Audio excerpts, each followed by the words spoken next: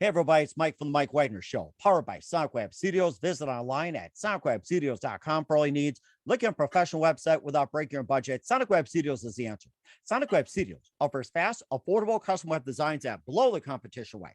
Call today, 1-800-303-3960. That's 1-800-303-3960. Or email to support@sonicwebstudios.com. Mention the Mike Wagner Show. Get 20% off your first project. Sonic Web Studios. Take your image to the next level. Also, time to give official shout out to our official sponsor of the Mike Wagner Show, international war-winning author Mia Molson-Zia. If you love fast-paced mysteries, you'll love Missing by Mia Molson-Zia, available on Amazon in paperback and ebook.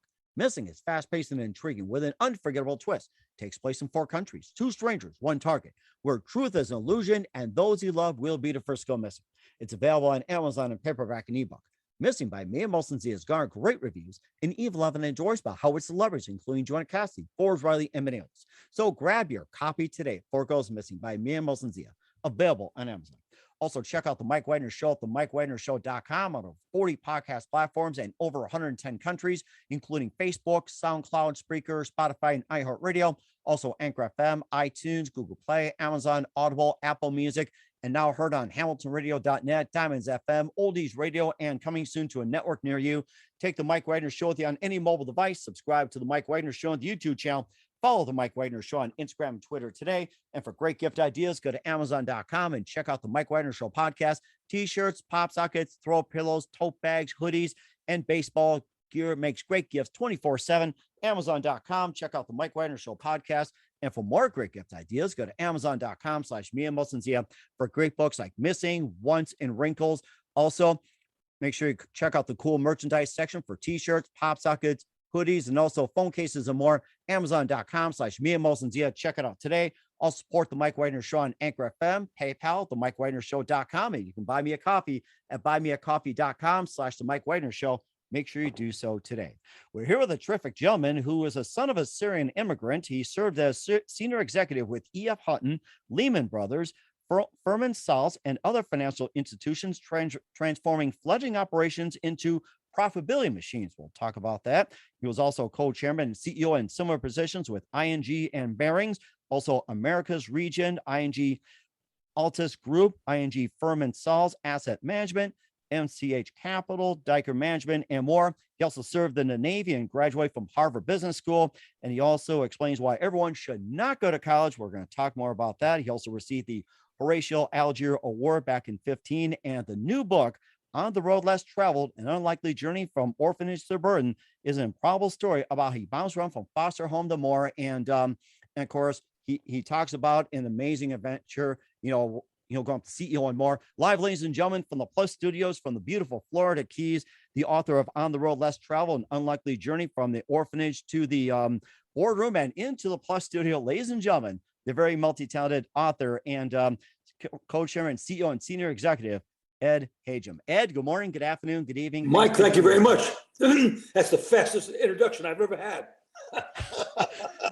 There'll be a quiz after this. So. All right. Okay. I'm waiting. Well, we get you prepared for that. And you've been prepared for a long time. We'll talk about that. You're the son of a Syrian immigrant. You served as senior executive with E.F. Hutton, Lehman Brothers, Furman Salz, and more.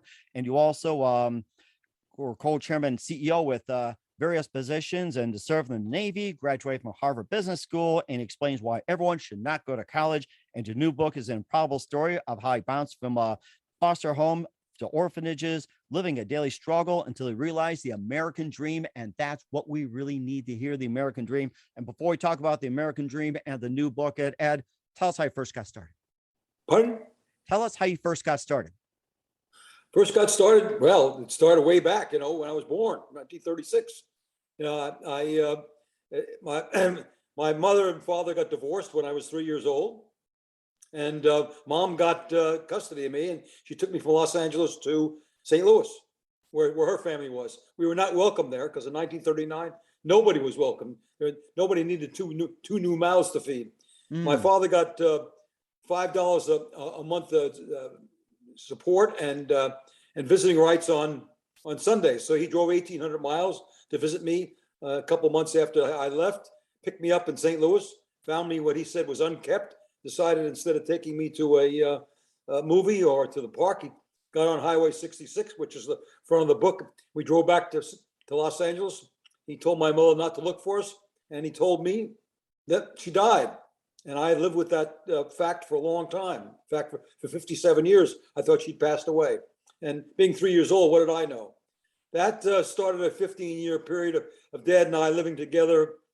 Basically, for a couple of years, we lived together. He was a merchant marine, so he was always at sea. First couple of years, I lived with a neighbor lady most of the time. When the war started, I ended up going to 5 different foster homes. And then I flew back east. We spent a year together. Unfortunately, he had to go back to sea again. I ended up in 2 orphanages. The second orphanage was 5 blocks from an excellent high school. And at the end of that period, I got a naval scholarship, an NROTC scholarship, which was my ticket out of my problem. But it was a pretty horrendous 18 first years. And so when I was 18 years old and graduated from high school, I decided I would bury my background. I was going to go to college, and I was not going to tell anybody where I came from. We lived in a post office box in San Francisco. My mother died when I was 3 years old. That was the end of the story. A little bit of denial didn't hurt. I didn't have to spend time discussing with people with background which I was embarrassed about. And in those days, poor kids didn't go to private colleges. You know, they didn't. And so I was kind of one of a kind. Had the wrong haircut, the wrong clothes, and had a pretty bumpy first year. But adjusted, adapted, and then I flourished. College turned out to be a real challenge and a real wonderful experience for me. And I did very well, graduated with a degree in chemical engineering and commissioned in the United States Navy. Should stop there and get some of your questions, but that's the story. It's, you know, in many respects, what I'm so proud of is, and what I'm trying to get across to young people is the American dream is alive and well. Mm-hmm. You know, the end of the story was that when I took over as the chairman of the board of the University of Rochester, which is a $3 billion, $4 billion operation with 30,000 employees, you know, I was able to give the largest gift in its 150-year history. So from starting with really absolutely nothing, I had, my father was my only relative. I had no siblings, no aunts, no uncles. I graduated when I graduated from public school, you know, grammar school, high school, college, graduate school. Nobody came to any of my graduations. But with America behind me and a lot of luck and a good period of history, I was able to do quite a bit. And I want to convince people that almost anything is possible. Mm-hmm.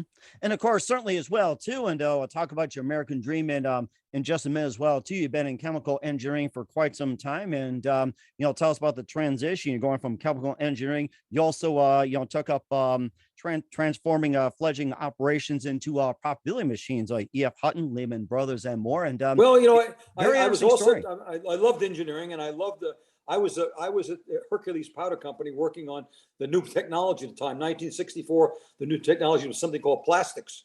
Oh, I was in plastics before Dustin Hoffman. Dustin Hoffman came 5 years later. You know, thank you, Dustin Hoffman. I went into plastics, and I loved it, but I was going to Wharton School at night in business, and the Wharton professor and a friend of mine at the Harvard Business School convinced me that I should go to school full time. Well, I didn't have the money, I didn't have the grades, but somehow I got in. So in that September, I got in my car with $5,000 in my pocket, which was exactly the amount for first year tuition. Went up there, checked in, and said, "Gentlemen, I have money for tuition, but nothing else." And they said, "Okay, we'll lend you the money."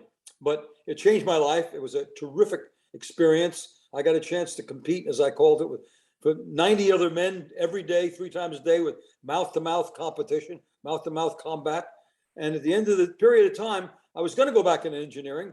But I all of a sudden took a couple of interviews with financial companies, and it seemed like, although chemicals seemed interesting, the financial business seemed like it was the beginning of the birth of a major industry. People don't realize in 1964, Wall Street was a tiny place. I mean, people like Lehman Brothers and Goldman Sachs, they took 2 people per year. Now they, you know, take hundreds of people per year.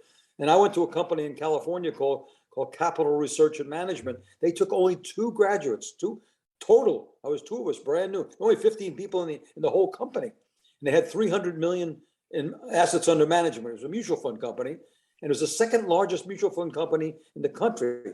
Today, that same company has $2 trillion, and when I was there, it had 350 million. So that was an industry beginning. It was the birth of an industry, and finance really fascinated me because it gave me a chance to be really free.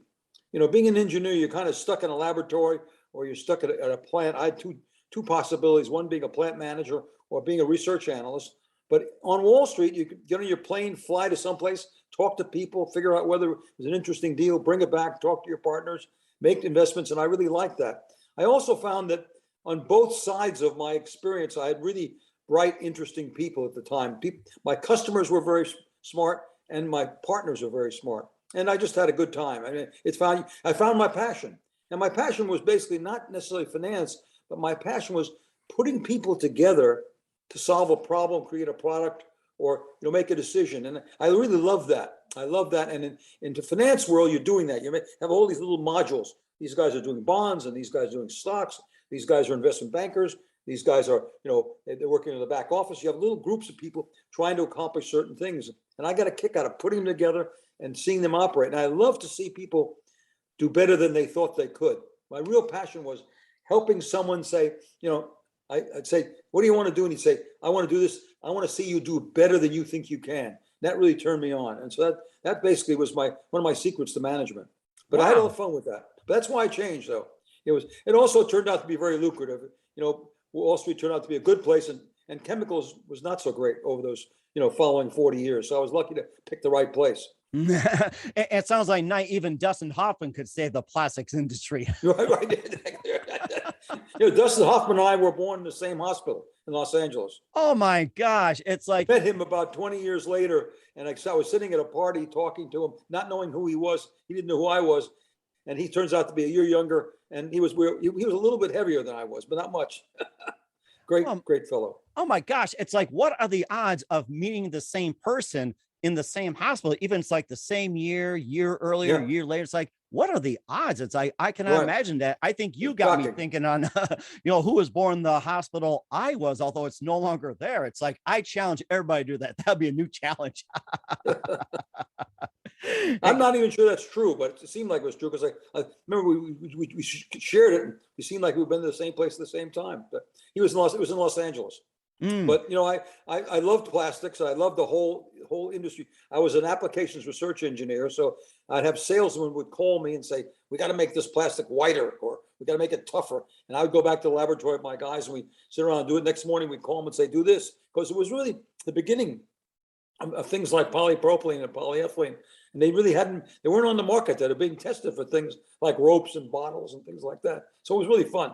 I was there at the beginning, but I found finance much better, more free, more interesting, and the companies were much more open. They were smaller also.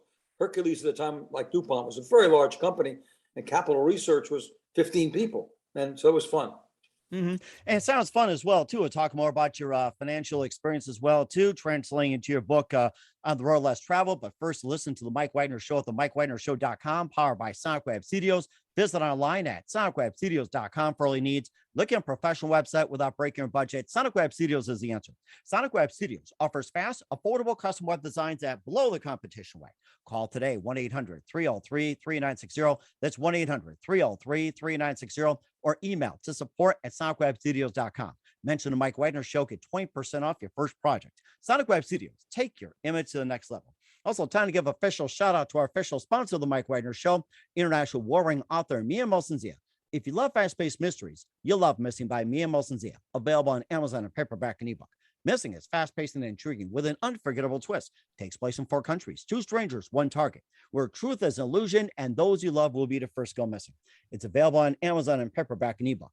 Missing by Mia Molson-Zia has garnered great reviews and even loved and endorsed by Howard celebrities, including Joanna Cassidy, Forbes Riley, and many others. So grab your copy today. 4 Goes Missing by Mia Molson-Zia, available on Amazon.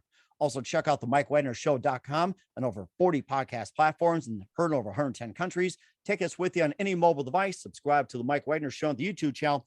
Follow the Mike Wagner Show on Instagram and Twitter today. For great gift ideas and more, go to Amazon.com and check out the Mike Wagner Show podcast. And for more great gift ideas, go to Amazon.com/Mia Molson-Zia for great books, merchandising, and more.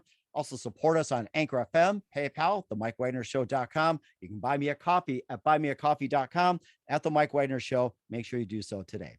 We're here with the amazing author and former senior executive, CEO, chairman of various companies, Ed Hajim of On the Road Less Traveled, here on the Mike Wagner Show. And we're talking finances and everything else. You've been with E.F. Hutton, Lehman Brothers, Furman Sots and other financial institutions. You also been in some mergers as well too, and maybe tell us about the biggest mergers and what was the most interesting merger you've ever been involved in. Well, the most interesting one is when I saw we we started working on the company. I left Lehman Brothers in 1983, became the CEO of Furman Cells, which was an unknown small little firm. I gave up my office overlooking the Statue of Liberty and the harbor. I gave up the dining room, where fanciest dining room on Wall Street, for Furman Cells, where the dining room was two hot plates in the conference room, and my office looked over the wall of the next building. And we started with about $20 million worth of revenues, and after 5 years, we got it up to 85 million.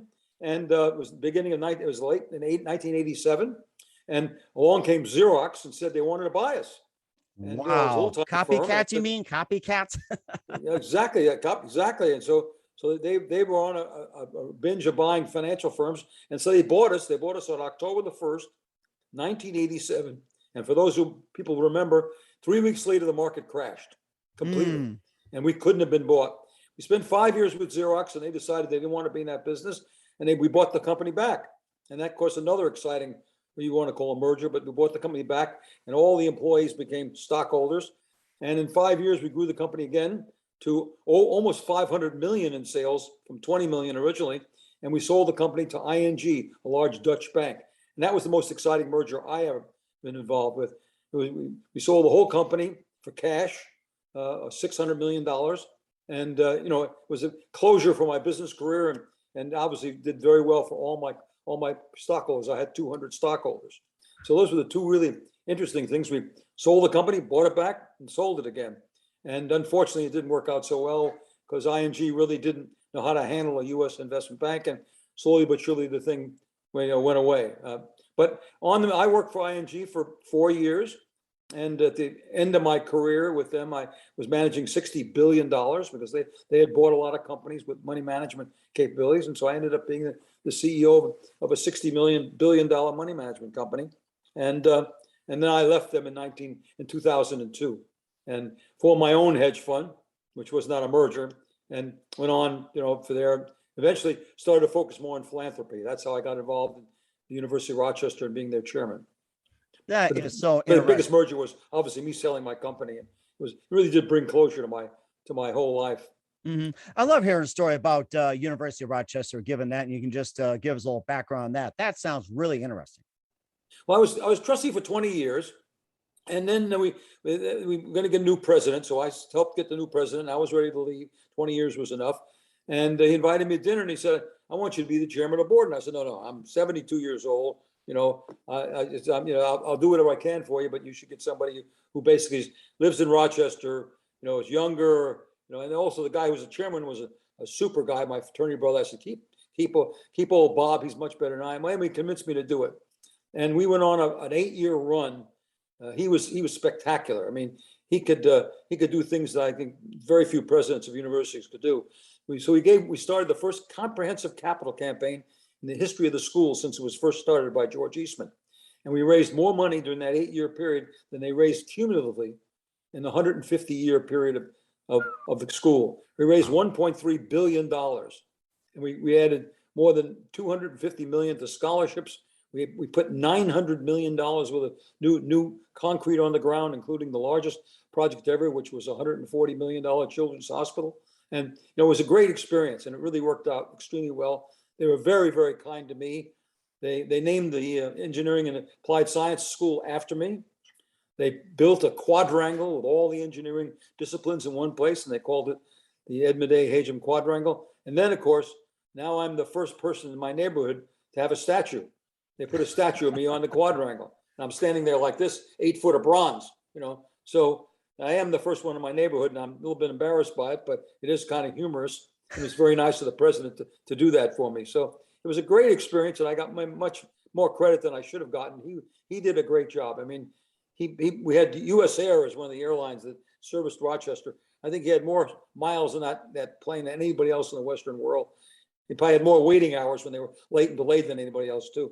He did a great job of really bringing in money, but he also did a great job of changing the school. I mean, we had a record level of SAT scores, record level of new applications, record level of early decisions. It really he changed the school. He made an inflection point in the school, and he really pulled it off. And really reshaped the campus. And it was a great experience for me because it was totally different than my financial experience. When you build businesses, you add certain kinds of people. When you're building an E.E. Mawson area or a nonprofit institution, you got to have very different kind of people. Here's a lot of decision making. Here's a lot of consensus building. There are very different attitudes, very different experiences, and it was great for me because I had to adjust, and it was a real challenge for me to take on something also as large as that. I mean, I always been much more of an entrepreneur. Even Furman Cells with 800 people and $500 million worth of revenues was still a small firm. This was a big organization. It had 30,000 employees, 10,000 students, and the budget was a scary one. So, but it was an interesting challenge, and we did a good job. I mean, a lot of help. I mean, there were a lot of very good people there, and the school was ready for a conferences capital campaign. We really wanted to engage the alumni, and we did. And they came forward. The board was extremely supportive, and so it worked. It was one of these, I've been very lucky in that I've gone from one thing to the next. And, in my book, I even talk about this golf course, which I founded, it's been luck for me. I mean, I always find something, what's next to do?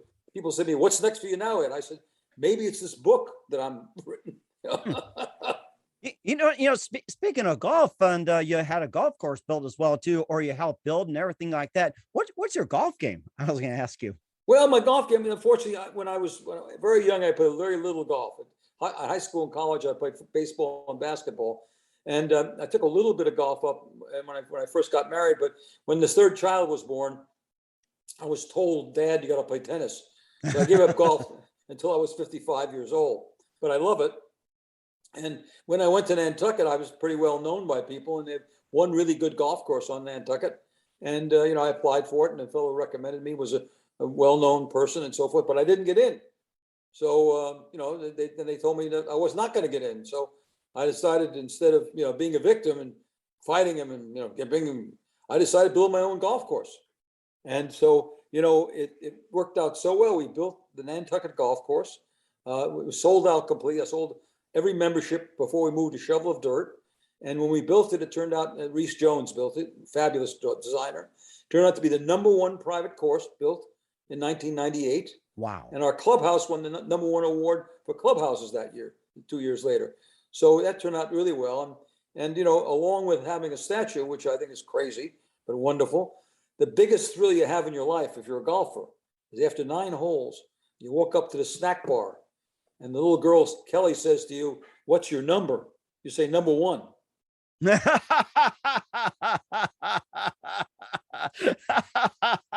Oh my gosh, I can remember that. I think I tried to play 9 holes one point, and it's like the best shot I had was like I got so frustrated, like on Caddyshack, how the guy got really frustrated, like hit so hard or something. I dug out of a sand trap, one of a couple of sand traps, went over a hill and up the cup, and just like went in. It's like, how the hell he did that? And I said, I was pissed. I was trying to get something. No, but I've been a reasonable golfer. I've had 15 handicap, things like that. But as I get older now, I'm starting to lose it a little bit. The distance is slowing down, but I still love it. In fact, I had my first hole-in-one this year. Congratulations. I played golf now for 30 years, since age 55, 30 years. Never had a hole-in-one. I had one this year. I think I may be the oldest guy to have a hole-in-one. Well, I am up to the challenge, and I'm sure you had a lot of challenges. And you also mentioned as well, too, that skill is important, but luck is essential. And we're not talking golf here, by the way, too. So no, luck is important. You got to be lucky to be born at the right time. And I was born at the right time. This particular 40-year period we've just lived through is one of the great periods in American history. If you just look at the difference being born in 1900, those 70 years had everything, except for you had a few years in the 20s, which were reasonable. The other years were not terrific. But if you're born in 1936, as I was, and had your most productive years were in the 80s, 90s, and 2000s, you were very lucky. And of course, being born in America, that's another thing. And I've just been a very lucky person. And I always say, if you want, why are you so lucky? Well, when my wife goes to the grocery store, she always takes me with her. You know why? Because I can find a parking place when she can't. I like that. Here, I'll give you this. If you let me have a parking spot, I can imagine that. That's right. No, I mean, but luck is important. You got to have a little bit of luck, but it is, the harder you work, the luckier you get. There's no two ways about that. And the old cliche that says, first you take a chance and then luck arrives, Hmm. but you got to take a chance. You got to go out there and stretch yourself and go out, take a shot, and then hopefully you get luck as well. Hmm. And of course, too, you also have to go back to childhood as well, too, that many of us have a childhood, but what was the strongest lesson that you learned during your childhood? Well, my childhood looks pretty terrible. Orphanages and foster homes. Some of the foster homes were very, they were not, they were awful. They were basically destructive and so forth. But when you go through that period, you end up gaining some advantages from those disadvantages. For example, if you, first of all, get self-reliance. If you're all alone, you learn to rely on yourself, and you build into your inner voice a conversation that says, Ed, you can do it, because you've done it. But also adaptability. Think about moving from 15 or 20 different places in your first 18 years. You go from one schoolyard to the next, you learn how to adapt to that society, whatever it might be. When you go from one orphanage to the next, there's a rites of passage. You got to pay attention to how you integrate yourself. So that translates later on when you go from one company to the next, which I did. When I go from E.F. Hutton to Lehman Brothers, I recognize there's a different culture, and I got to figure out what the culture is, how to fit in, how to be successful, and so on. So these disadvantages that I had, a lot of them became advantages over time. And and in fact, people say to me, well, I grew up in, like my children did, in a fine community, and they don't have this kind of disadvantage. How do I do it? I said, get them out on their own. Send them out on a Knowles trip, National Outdoor Leadership, or send them out outward bound, or get them a job in a hospital. Teach them, have them do something by themselves. My daughter drove an ice cream truck one summer. Tell you, that teaches you a lot about society, because you can't go back the next day with any ice cream in that truck, or the guy takes it away from you. So you learn how to sell that ice cream that day. So this is the whole process. And those things in my childhood, I must admit, I learned. You also get some negatives. There's no two ways about it. I was an angry young man, because when you go through a background like mine, you always ask, why me? And it burns inside of you. And there again, what you have to do is, instead of taking anger and putting it outside at other people and other things, take it inside and drive you to do better. Those are the kind of tricks I want to pass on to young people, saying, if you're angry, it's fine. That's okay, be angry. But take that anger and use that energy to drive yourself forward. Don't take it out externally. That's one of the problems that many people have. And there's a big message. Try never to be a victim. Hmm. And if you're a victim, you use enormous energy fighting something. You have to use that energy to figure out what's next and go on. What's next not as easy either. So using the energy to go forward, you'll make it. And if you say to yourself, hey, it's over. Lehman Brothers, I spent 7 years there. Read the book. I did almost everything right. I turned around 2 major divisions. The group raised $7.5 billion in 2.5 years, and I got basically thrown out. I could afford it, but what I do, I found my dream job, which was the next job, and I went on. I remember going to the boss, who I fought with for 7 years. I said, Lou, I learned a little, and I earned a little, and I learned a little, and I'm out of here. And that was it. And I went on to the next thing. I think that's really what you have to do in life. You just, and that's why I say that in college, go there and try things, because success in life is being able to fall down and get up. That's a cliche, but it's true. And in college, you can reach and stretch and fail. Early failure is a gift. And again, that's in my book. I failed pretty miserably in my 30s, and I learned an awful lot from it. So, and of course, I gotta say this, is that you're pretty much a hero yourself. And back in the day, young people, had some heroes, but it seems like it's lacking. Why is it essential for young people to have heroes? why is it Or essential for need young them, I people should say, yes. to have what? Why do you believe young people need heroes? It's like, young people aren't there in search Well, of a hero. I'm strong on that too. I think that it's easier to. I don't like heroes as individuals. I like traits. Let me just say, one of my heroes is Winston Churchill. I love his persistence, but I don't want his drinking habits. I think Steve Jobs is the most creative man maybe that ever lived. He and Leonardo da Vinci. But I sure as heck wouldn't want his personality. So I want young people to take traits that they want to, and it's easier to see a trait and copy it, or at least try to make it like that, than take a whole person. The whole Good person, point. we're all packages, and it's hard to take here and say. But we had some heroes. I mean, when he went to the movies on Saturday, John Wayne was a hero because he did the right thing and he always won. So did Jimmy Stewart. So there were, and for a young person, very young person, young like I was in 5, 6, 7, 10 years old, that it'll help you saying, if I do the right thing, I will succeed. But later on, it's more, if you want heroes or mentors, take their traits and use those traits. Don't try to take the whole person, because, all of us are vulnerable. All of us are packages. We all have weaknesses. Mm-hmm. And certainly do so as well too. And of course, just a couple of things before you talk about your book. You talk about going to Navy, go to graduate school, and you also talk about something about getting a trade, which is lacking these days. Which do you think you would recommend, like going to Oh, the? I'm a nutcase on the service.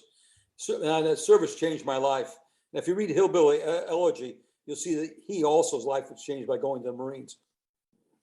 In the case of being a naval officer, couldn't have a better experience. Here you are, 22 years old.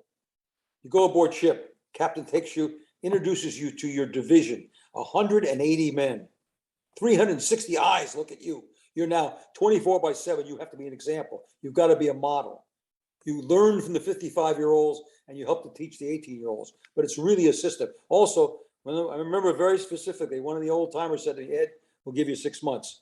So in 6 months, I learned everything I could about that ship and proved to those people that I was good enough to be their boss. And that was important. I also learned discipline.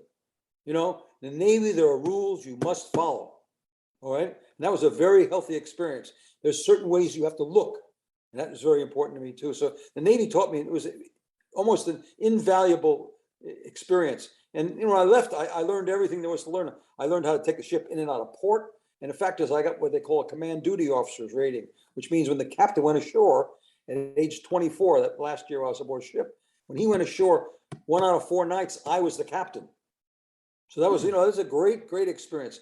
But in today's world, I think that there's no longer the service requirement. I mean, I had to either go become an officer or become an enlisted man.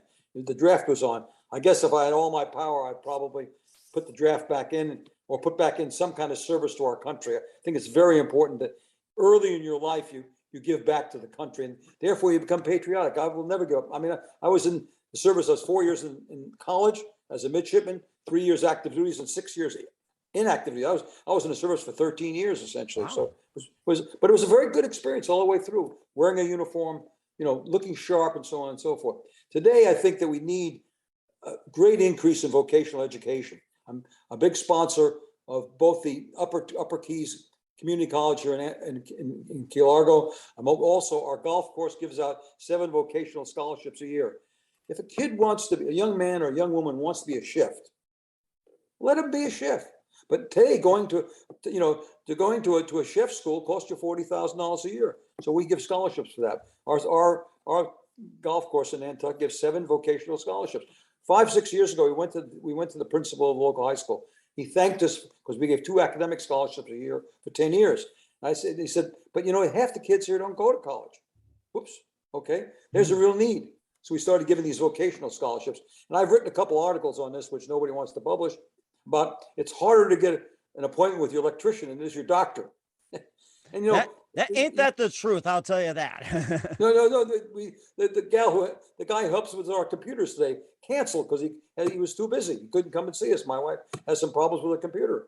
But the doctor, I call him up, he answers the phone right away. So, it's no, I'm being facetious, but you look at what's happening down in the Upper Keys College, community college here in Key Largo, training nurses, which we're in desperate need of. And so training first responders, training hospitality people. These are all needs. And basically, people, find your passion. You don't necessarily have to go to college. You go to a school where you learn something that you're really excited about. And and when I was a youngster, there were two tracks. There's an academic track and a commercial track. And today, if you're an electrician or a carpenter, you can make a very, very good living and live happily ever after, basically doing what you want to do.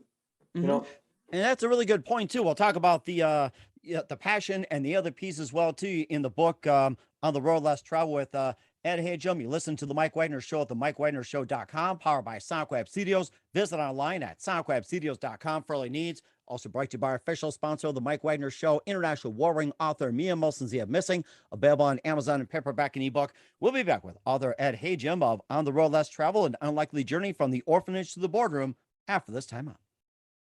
We're back with author Ed Hajim here on the Mike Wagner Show of On the Road Less Travel, an unlikely journey from the orphanage to the boardroom. And you just gave a great story on your journey and your new book, of course, an improbable story about how you bounced from the foster homes to orphanages, living a daily struggle and realizing the American dream. You're living the American dream according to the book. It's amazing. And of course, you talk about the 4 P's. You covered passion and what was the other P's you also covered? Well, to me, that's the conversation you have with yourself. Basically the only constant you have in your life, even more than your parents, is your inner voice. You talk to it all the time. And I want to develop a language for that inner voice. And so I found these 4 P's, which I thought was very important. Find your passions, find your principles, find your partners, and find your plans. Find your passions, we've kind of talked about. It's an overused word. It is a combination of your talents, your likes, your dislikes. But find things that get you excited. It gets you up early in the morning, makes you climb 2 stairs at a time. If you love your work, you'll never work. And so you find that action. When I was in high school, math, science, baseball, basketball, girls, those were my passions. College, they rolled over. Baseball and basketball after my freshman year, went into intramural sports and extracurricular activities. Very important. But math and science went into engineering after a short experience with physics, which I didn't find too simple. So I stayed in engineering. And those are the kinds of things. And I tell people your passions will change over time. And actually, at college, I found my passion. My junior year, I started a humor magazine. I collected 30 people, put them together. Everybody was against it. The president was against it. The provost was against it. The librarian was against it. But I created this humor magazine, and I found that was my passion. Putting people together to solve a problem, create a product, start a program. That's what really excited me. And inside that, I really got a kick out of having people exceed their own expectations. And that helped me in business. So that was my passion. Find your principles. I learned early, was the golden rule taught by the nuns with the golden ruler of the Catholic Church. They didn't mess around.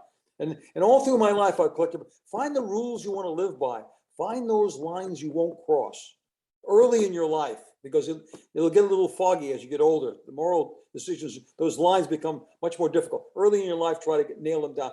I had things on my wall. Every time I find a principle that I want to follow, put it on my wall. One that really helped me early in my life was you could accomplish almost anything if you don't care who gets the credit.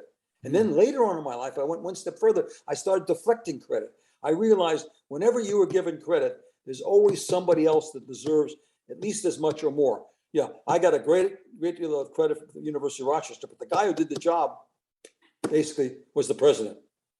I had a great financial career, but I had a partner who was off the charts. He was 6'5". He did everything that I didn't want to do. I always wanted 3 kinds of partners: partners that can do things that you can't do, partners that can do things better than you can do, and then the most important partner is the partner who does things that you do well, but you don't want to do. You get those 3 kind of partners, you're home free. Oh my gosh. Now get the partners after principles. First of all, find someone to love. Find someone you can share your life with, someone who will truly support you and you can support. And I found that woman. She found me, married for 56 years, and I love her more now than more now I love her more than yesterday and less than tomorrow. She just is very special, and I wouldn't be here without her because she's helped me make decisions all my life. She's been my rock. But I found if you read my book, you'll find out when I had good partners, I succeeded. When I had bad partners or no partners, I failed. And finally, plans. I have to go back to it. I was having a discussion with a bunch of college students, and one guy said, "Ed, you got too many ideas. Give me one idea that I should do." I said, "Sit down and write down your plan. Write down what you want to do and how you think you might get there. And while you're doing it, think about your lifetime and see if you can find a trend or a cycle or a wave that you can catch." If you read all the successful biographies of successful people, most of them, if not all of them, spent a little bit of their time during their life with the winds at their back. Find a wind at your back. 1983, I leave Lehman Brothers and I go to Furman Cells. All right. And over the next 15 years, we grow the thing 20 times, from 20 million to 500 million. Okay. About 480 million, that's exact. And, and everybody said it was great. I bought it and sold it again. Oh, you're great. On the other hand, during that period, the stock market went up 10 times. Oh my I had gosh. the wind at my back, you see? And that's just a sort of a financial example. Let me give you another example. An acquaintance, a friend, is a surgeon. He looks at the world. He says, what the world really needs especially in Africa, is a spinal surgeon. There's a lot of curvature of spine. People who have that kind of problem in Africa. He goes to Ethiopia. He goes to Mary Teresa's clinic. He starts that. Today, he's one of the most successful surgeons in Africa, and he has so many smiling faces in his brochure because he saved lives. That was a huge unsatisfied demand, which he saw. So I recommend, I ask people to basically look for those waves or those cycles and try to get on them. And there's so many of them today. AI, digitization, nanoscience, neuroscience. There's so many places you can get on those waves. You got to find the right one that marries your passions and your principles. And if you get all the 4 P's right, you end up with the 5th P, which is not in my book or not at the end of my book. It's you find your purpose. But it is difficult.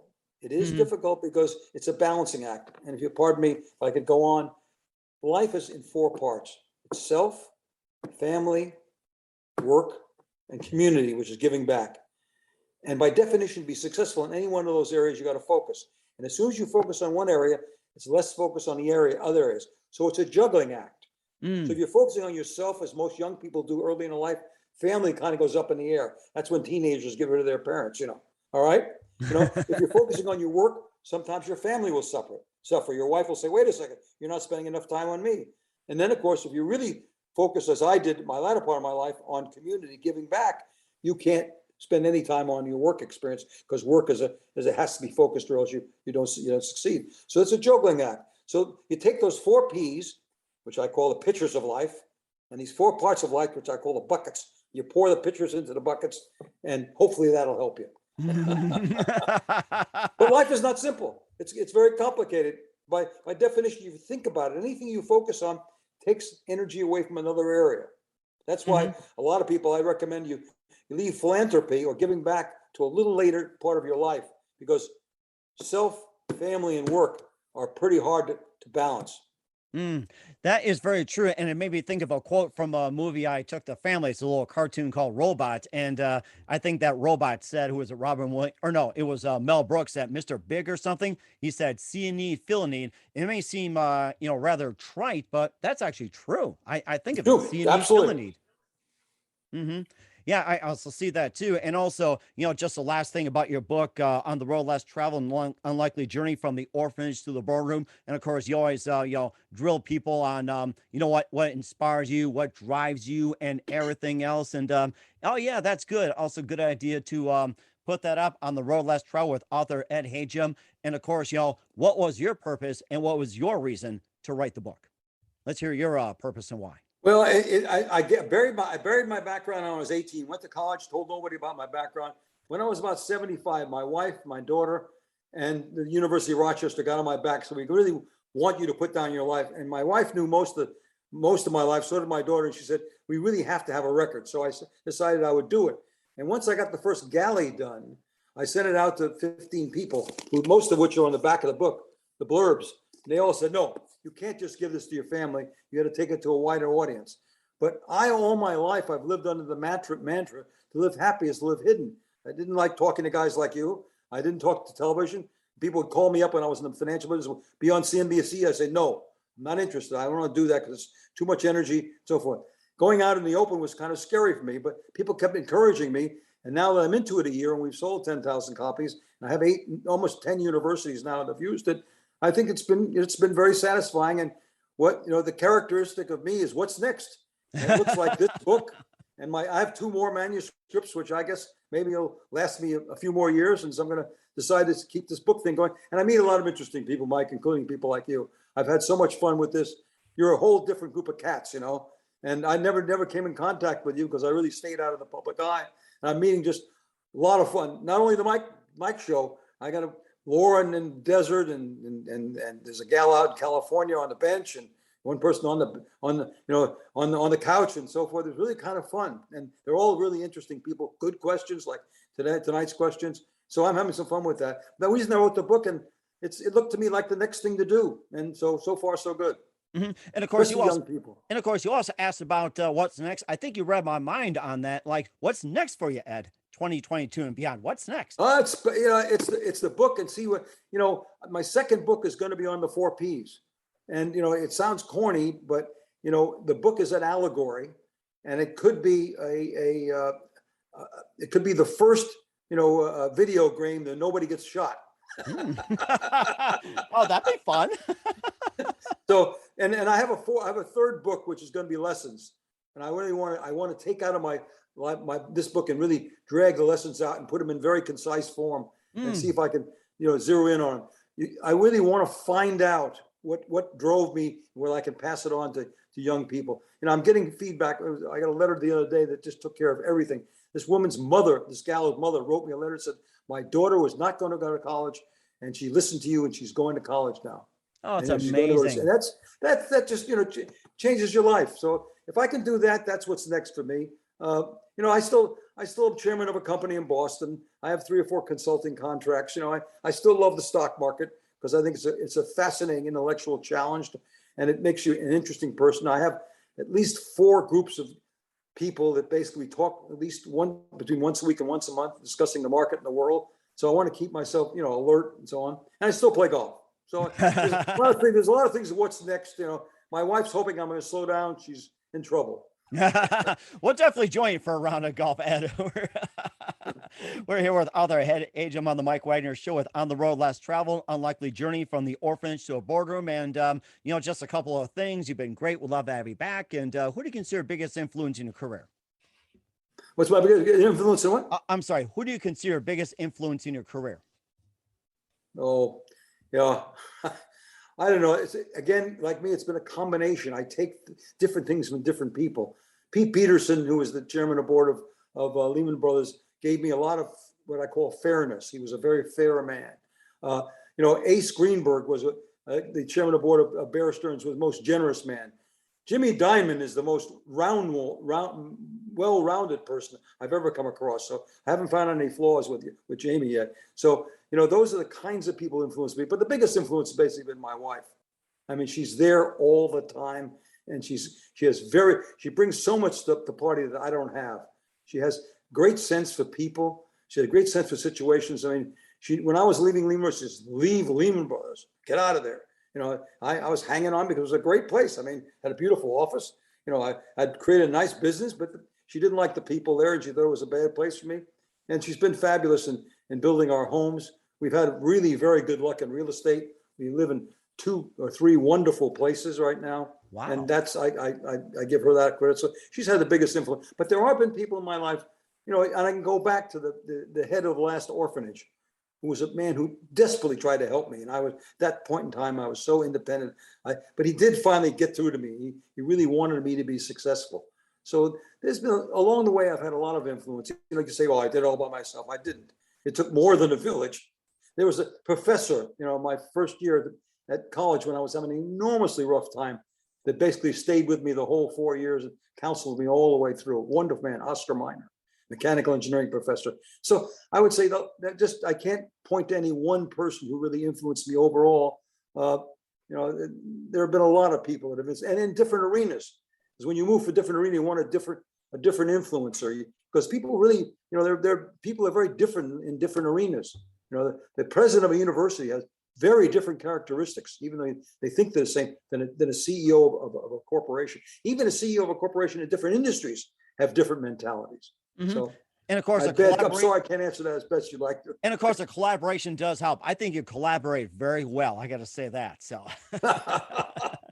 you're easy to collaborate with, Mike. A good collaborative answer. I like that. Thanks. And what's the best advice you can give to anybody at this point? Well, I'd say communicate with yourself and write down really what you want to do and where you want to go. Because one of the problems with people is thinking is very fuzzy. Talk is even fuzzy. When you start writing down and looking at it and saying, is this realistic? Can I do this? Do I want to do this? Is it doable? And as I go forward, I can look back at what I've written down. I have piles of yellow pads on my plans and say, it's not possible. Like, for example, I wrote down my freshman year, I think I want to be a physicist. So I took a advanced physics course, and I flunked it. It's very perfect. Backed off, moved in a different direction. But I think I try to write down things and also be optimistic. This is one of the most exciting periods of history. No one can tell you we got a war, we got the pandemic, we got inflation, but there are so many things you can do today and so many advances. I mean, medical science is going to go. I mean, it's gone crazy, but it's going to go even further. I'm reading a book now on medicine where, we're going to be able to tell the body to do certain things. And you'll not cure yourself, but a lot of the things can be done with non-intervention. There's a whole area there. We're going to have to cure neurological diseases. I mean, curing Alzheimer's, it's going to be but we'll get it done in our era. So I just say, be optimistic. Probably that's one thing. Be optimistic and just find your passion and go after it. Do it. And certainly we'll do so. I've been writing it down as we speak too. So I've been doing that. So we're here with author Ed Hajim of the book, On the Road Less Troubled, Unlikely Journey from the Orphanage to the Boardroom on the Mike Wagner Show. Ed, a very big thank you for your time. I learned a lot from you. You're absolutely terrific. Looking forward to having you again soon. Make sure you keep us up to date, keep in touch. Love having you back. And once again, tell us about your upcoming projects. What's your website? How do people contact you? Where can people purchase or check out your book? Yep. www.edhajim, the only Ed Hajim in the world.com. His website is pretty full. My publicist keeps pumping stuff into it. You can buy the book on Amazon or Simon & Schuster. You can look at the reviews there before you buy it so that you can see what people think about it.